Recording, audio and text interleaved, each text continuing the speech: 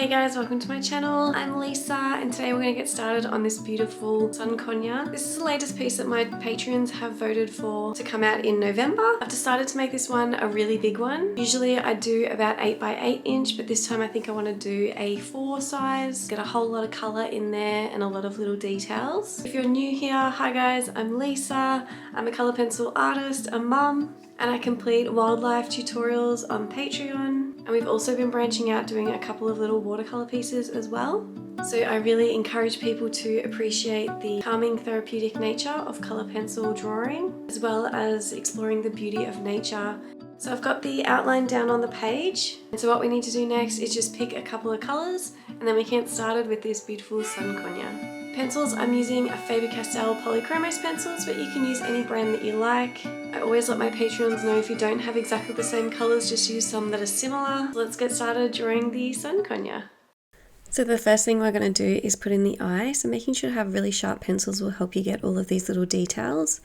And when you're doing the eye, it's best to go in with a really light pressure and just really gradually build up your layers. When you have light layers, you can go in and do multiple layers and then blend it all down nice and smoothly to make it look nice and shiny and smooth. You don't want to have any sort of harsh lines or anything in there, sharp edges, because eyes don't have that sort of thing in there. Once you're happy with your base layers, you can go back in with sharper points and start to put in all of the darker sections, making sure to go around the highlight, because this is what's going to make it look realistic, having the lights and darks in there.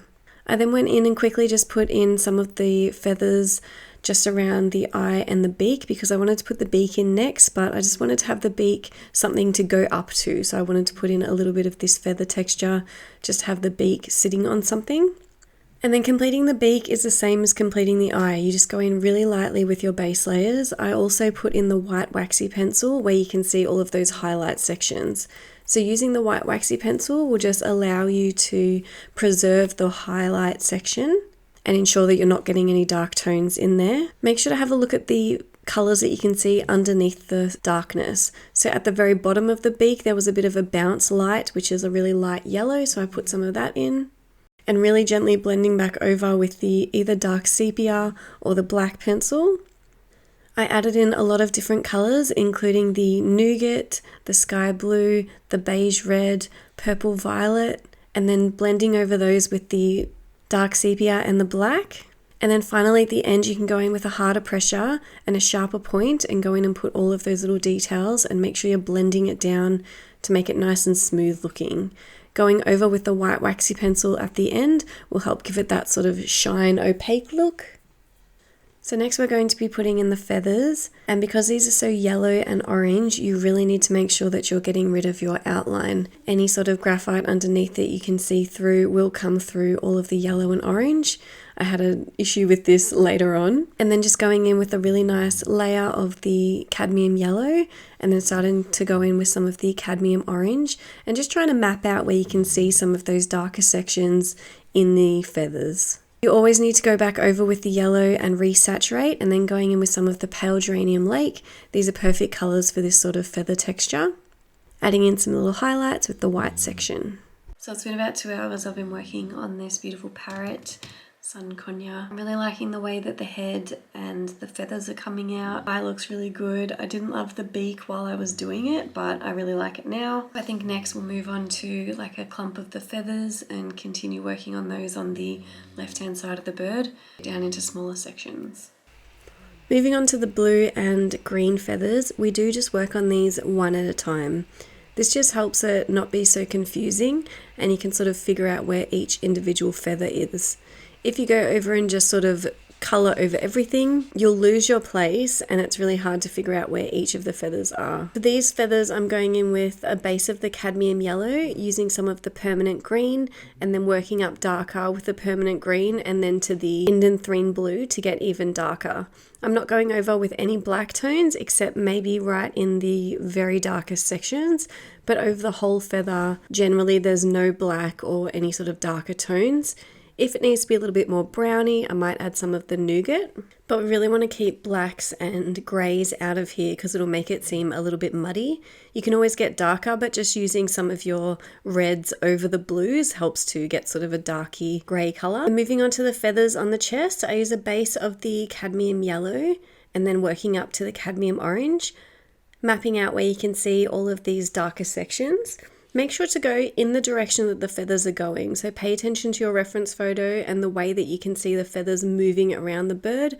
And that's the way you want to move your pencil strokes and shading as you go along. Making sure to resaturate over again with the cadmium yellow and then working up darker with the cadmium orange. Going over as well with some of the pale geranium lake and then moving on to the bottom section, completing exactly the same thing. And like I said before, make sure that you're erasing your outline and getting all of that graphite up because it will be seeable through the orange and the yellow tones. Again, we're making sure that we're going in the direction of the feathers, doing a base of the cadmium yellow, adding some of the cadmium orange and also mapping out where you can see those darker sections.